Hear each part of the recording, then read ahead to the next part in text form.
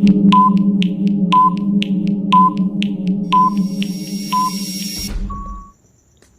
जय हिंद साथियों, कैसे हैं आप सभी लोग। आशा करता हूं बढ़िया होंगे और पढ़ाई अपनी ज़बरदस्त तरीके से जारी रख रहे होंगे। आज हमारा जो क्लास है वो सेकंड आपका है और एनसीईआरटी बेस्ड जो संडे क्वेश्चन कराए थे रात में 8 बजे, ये उन्हीं क्लासों की आपके क्लास नोट्स हैं और मैं आपके लिए बहुत ही खूबसूरत और बहुत ही उम्दा तरीके से आपको आज की क्लास कराने वाला हूँ। तो अपनी 15 मिनट आप सभी लोग इस नोट्स वाले क्लास को देना, जिससे कि आप यहाँ से कुछ ना कुछ सीख कर जाएँ। बहुत इम्पोर्टेंट और बहुत ही मोस्ट इम्पोर्टेंट क्लास है आपके लिए। अगर हो सके तो आपकी मैं केवल और केवल 15 मिनट लूँगा और आपको कुछ ना कुछ मैं ज़रूर सिखा कर जाऊँगा। तो अगर आपके पास ईयरफोन हो तो आप सभी लोग ईयरफोन अपने कान में लगाइए और गौर से इस पूरी क्लास को 15 मिनट आप सुनिए। आपको बहुत मज़ा आने वाला है और कुछ क्वेश्चन मैं आपको बहुत इम्पोर्टेंट बताऊँगा, कुछ क्वेश्चन मैं आपको बहुत ही ज़बरदस्त तरीके से याद कराऊँगा। तो केवल और केवल आपके 15 मिनट लूँगा, मैं 15 मिनट ख़राब करूँगा, ठीक है। और ख़राब नहीं करूँगा, ऐसा मान लीजिए कि आपको केवल 15 मिनट, जिस प्रकार से आप अगर गाने सुनते हैं तो आप उसी प्रकार से आप इस क्लास को सुन लीजिए, आपका बहुत फ़ायदा होने वाला है, इतना ही कहूँगा। तो आइए शुरुआत करते हैं पहले क्वेश्चन से। और पहला क्वेश्चन है आपका पास्कल। ये किसका मात्रक है? दाब का मात्रक है। इसे बैरोमीटर के द्वारा नापा जाता है। पारसेक ये दूरी का सबसे बड़ा मात्रक है। कैंडला ये ज्योति तीव्रता का मात्रक है। डॉप्सन ओजोन परत ये इसका मापक है। जबकि जो प्रकाश वर्ष से आपका पैट परीक्षा में क्वेश्चन पूछा गया था, ये दूरी का मात्रक है। और आप सभी को पता है कि आप सभी के जो पैट की जो आंसर की थी ये आ चुकी है। तो मेरे जितने भी साथी जो मुझसे जुड़े हुए हैं, अपने पैट का जो आंसर अपना रहा है पैट की के अनुसार, सभी लोग कमेंट करके मुझे बता देना, ठीक है। और देखता हूँ किसके सही कुछ नंबर आए हैं, मैं उसका नाम अगली क्लास में लेने वाला हूँ। तो आगे बढ़ते हैं और आगे देखते हैं कौन सा क्वेश्चन हमारा। जम्मू कश्मीर की परियोजना। तो जम्मू कश्मीर की कुछ परियोजना है, जैसे तुलबुल परियोजना, ये झेलम नदी पर है और झेलम नदी को वेदों में बेतत्ता के नाम से जाना जाता है। दुलस्ती है, बगलीहार है, सलाल है, रेटल है, ये सभी आपकी चेनाब नदी पर है और ये भी आपकी कहाँ पर है? जम्मू कश्मीर में ही है। चेनाब जो नदी है आपकी, वो सिंधु नदी की सबसे बड़ी नदी है, ठीक है। आप सभी लोग याद रखना, सबसे बड़ी सहायक नदी है। यहीं पर आपको एक और पॉइंट याद रखना होगा, माता टीला जो परियोजना है ये उत्तर प्रदेश में है आपका और बेतवा नदी पर बनी हुई है। एक क्वेश्चन जो आपका आएगा संबंधित होगा किससे मित्रों? प्रमुख क्षेत्रों से। तो यहाँ पर कुछ प्रमुख क्षेत्रों के मैं नाम बताऊंगा आपको, जो आप सभी को नोट डाउन करने हैं, ठीक है। तो आप सभी लोग तैयार रहना और जितने मेरे भाइयों को पता हो वो नोट डाउन ना करें, जिन्हें ना पता हो वो जरूर नोट डाउन करें। उससे पहले आपके लिए राष्ट्रीय उपभोक्ता दिवस कब मनाते हैं? 24 दिसंबर को। सुशासन दिवस आपका 25 दिसंबर को। विश्व उपभोक्ता दिवस 15 मार्च को और विश्व ब्रेल लिपि दिवस आपका 4 जनवरी को है। तो ये नॉर्मल से क्वेश्चन आप सभी को याद होंगे, लेकिन परीक्षा में हम कभी कभी गलत कर देते हैं, लेकिन बार बार मैं रिवीजन आपको कराऊंगा और छोटी सी अपनी कम बजट वाली वीडियो से आपको सिखाऊंगा, ठीक है। आगे आपके सामने है विधानसभा का 17वां। तो विधानसभा का 17वां किसके द्वारा किया जाता है? वो है राज्यपाल के द्वारा, और सत्र आहूत भी किया जाता है राज्यपाल के द्वारा। लेकिन इसको स्थगित करने का किसके पास है? तो ये सदन के अध्यक्ष, यानी जो भी इसका सदन का अध्यक्ष होगा उसके द्वारा इसको भंग किया जा सकता है, इसको स्थगित किया जा सकता है। भंग नहीं कहेंगे, स्थगित कहेंगे। आगे आपके सामने बंगाल विभाजन 1905 में हुआ था और इसकी डेट तय जो हुई थी वो हुई थी 16 अक्टूबर, यानी 16 अक्टूबर अगर आपसे पूछे किसकी डेट है तो आप सभी लोग याद रखना बंगाल विभाजन की है। यहीं पर कनेक्ट करके आप याद रखना कि 16 अक्टूबर को ही हम क्या बनाते हैं?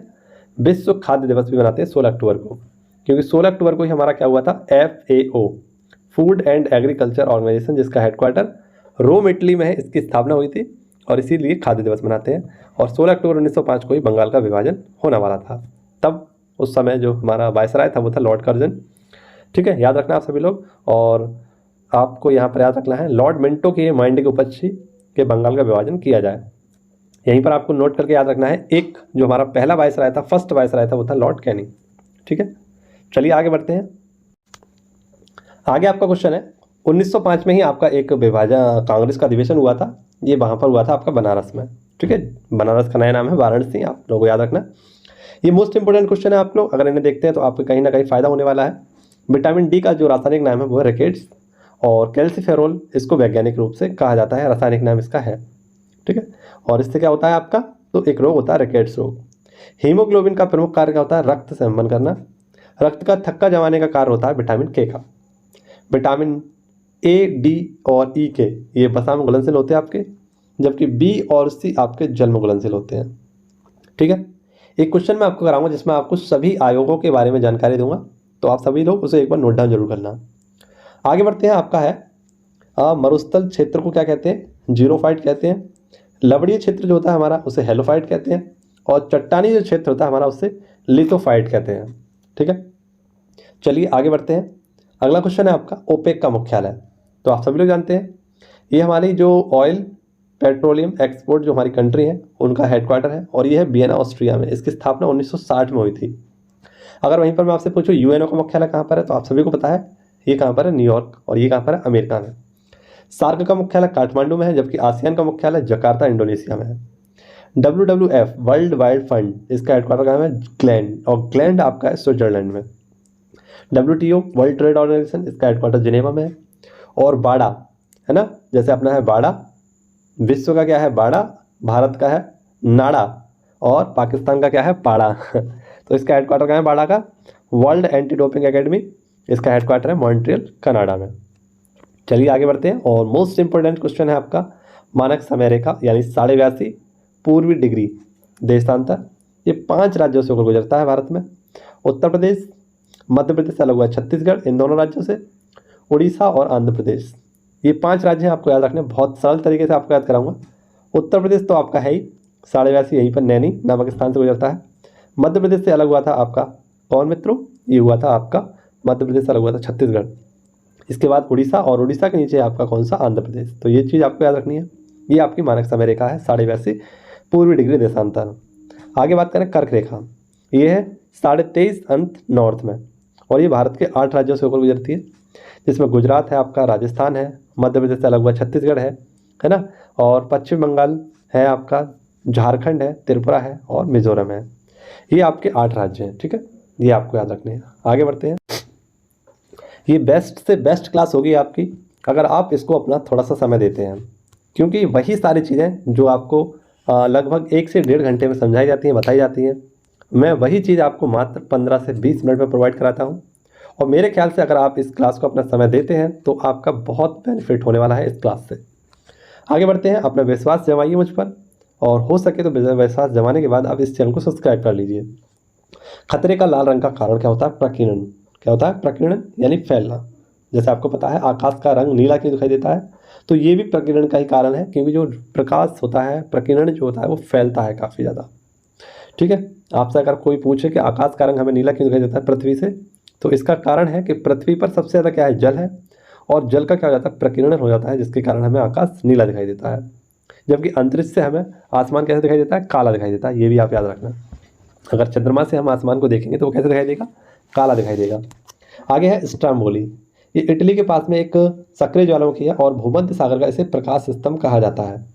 इटली में ही हमारे कुछ और हैं, आपको जैसे याद रखना है, विसुवियस, और एक है आपका एटना ज्वालामुखी, है ना, ये कहाँ पर? इटली में ही है। जबकि कोटोपैक्सी जो कि हमारे विश्व का सबसे ऊंचा आपका ज्वालामुखी है, कहाँ पर है? इक्वाडोर में। ठीक है, जो कि आपका इक्वाडोर कहाँ पड़ता है?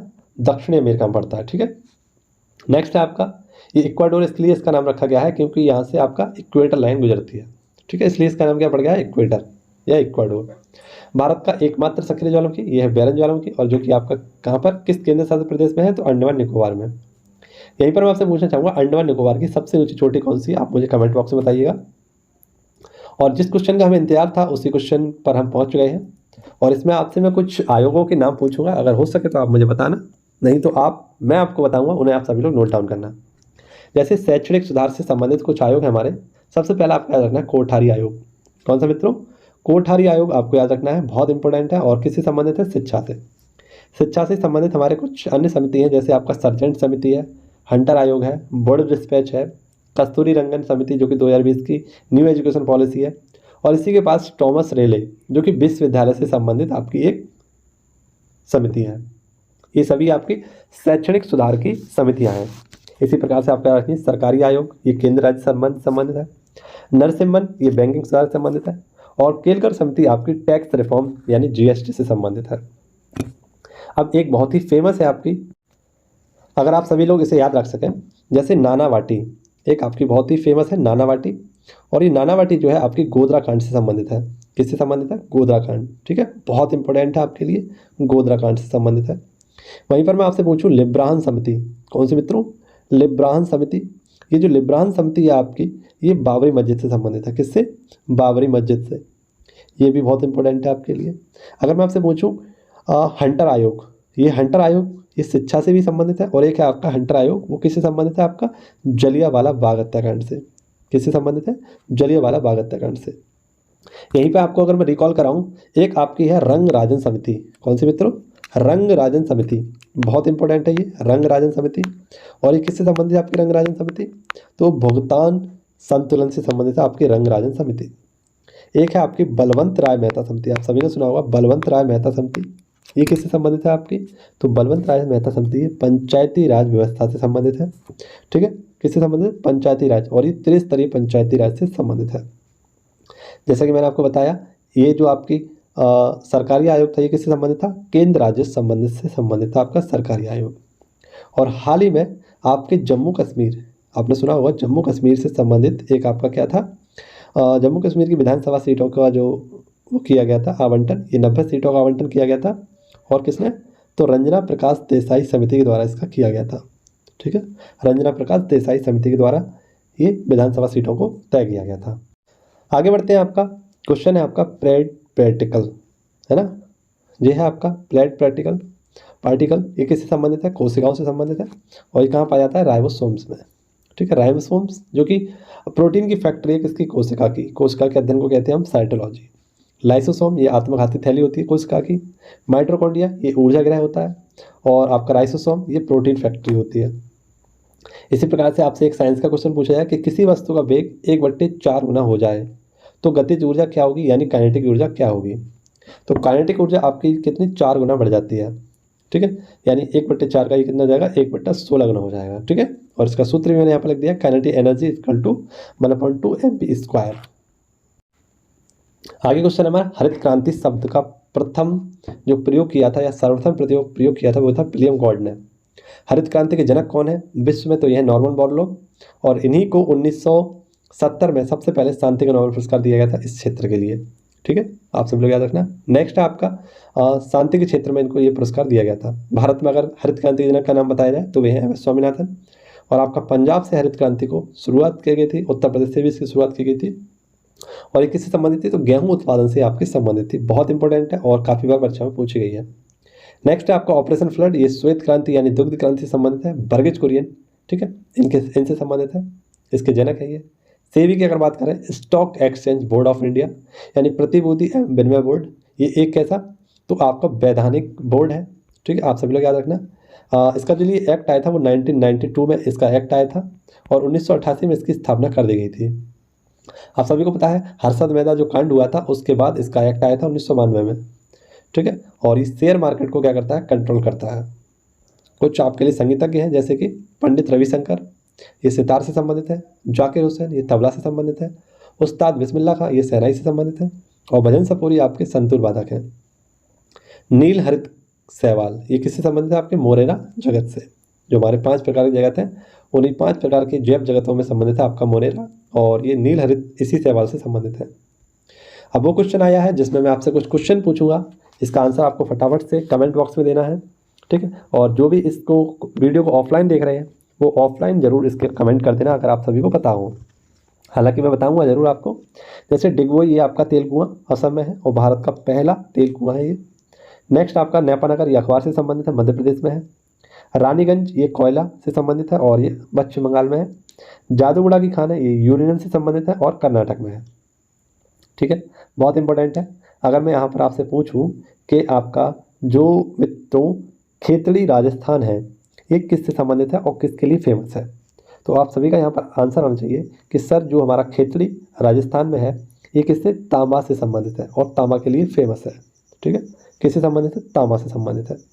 अगर मैं पूछूं नागालैंड की राजभाषा क्या है, नागालैंड की राजभाषा क्या है, तो यहाँ पर आपका आंसर आना चाहिए नागालैंड की राजभाषा है जम्मू कश्मीर।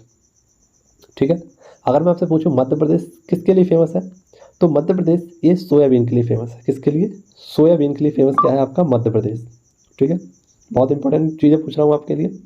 अगर मैं आपसे पूछूं मित्रों कि जो आपका पेट्रोलियम उत्पादन के लिए कौन सा क्षेत्र बहुत ज़्यादा इंपॉर्टेंट है आपके लिए और प्रसिद्ध है, तो यह है आपका बॉम्बे हाई। क्या है मित्रों? बॉम्बे हाई ये पेट्रोलियम उत्पादन के लिए सबसे प्रसिद्ध जगह है। ठीक है, किसके लिए? तो आपका किसके संबंधित है? पेट्रोलियम से संबंधित है। अगर मैं आपसे पूछूं इसी प्रकार से कि आपका मैकाल पर्वत किस राज्य में है? मैकाल पर्वत, तो आप सभी लोग याद रखना, ये मैकाल पर्वत आपका या मैकाल पठार आपका पड़ता है कहाँ पर? छत्तीसगढ़ में। ये किसी को क्वेश्चन नहीं पता होगा जो मैं आपको बता रहा हूँ, मैकाल पठार वाला ये कहाँ पे है? आपका छत्तीसगढ़ में। ठीक है, जबकि आपका सोयाबीन जो अनुसंधान केंद्र है, यहाँ पर भी ऐसे याद रख लेना, सोयाबीन जो अनुसंधान केंद्र है ये आपका कहाँ पर है? ये है आपका इंदौर में। ठीक है, क्योंकि इंदौर आपका किस राज्य में है? मध्य प्रदेश में है, तो यहीं पर आपका याद रखना सोयाबीन जो अनुसंधान केंद्र इंदौर में है।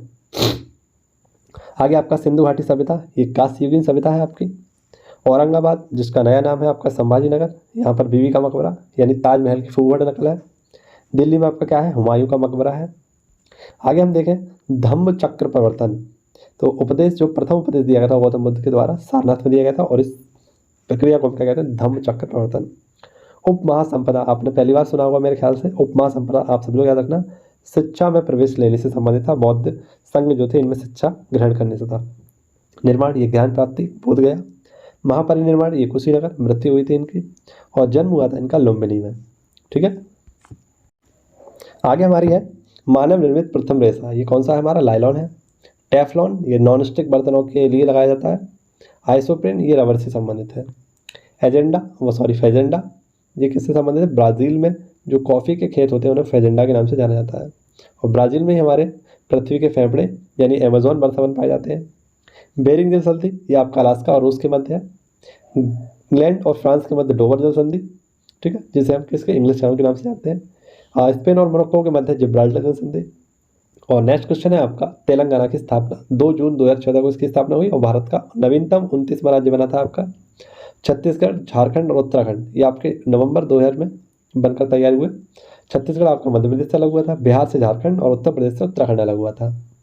नेक्स्ट आपका एरन अभिलेख ये भानुगुप्त से संबंधित है, और सती प्रथा का उल्लेख इसमें मिलता है। अगर आपसे पूछा जाए कि सती प्रथा का अंत किसने किया था, तो 1829 में विलियम बेंटिंग के द्वारा राजा राम मोहन की सहायता से इसे बैन किया गया था। आगे पहला दादा साहेब जो आपका पुरस्कार है ये देविका रानी मौर्य को दिया गया था, और 50 में दिया गया है आपका अमिताभ बच्चन को, 51 में दिया गया रजनीकांत को, और 52 में दिया गया है आशा पारेख को। ठीक है, तो ये सारे पॉइंट आपको हमारी इस क्लास से, जो कि आप सभी के पंखों में कहीं ना कहीं थोड़ा सा उड़ान भरेगी। अगर आप लगातार इस वीडियो से जुड़े हैं तो आपके लिए बहुत हेल्पफुल वीडियो है। तबीयत खराब है फिर भी आपके लिए वीडियो बनाई जा रही है, जिससे कि आपकी वीडियो देरी से आपको आपके सपनों की तरफ लेकर जाए, लेकिन लगातार लेकर जाए। ठीक है, इसी के साथ मिलना होगा आपसे अगली वीडियो में। धन्यवाद। जय हिंद, जय भारत।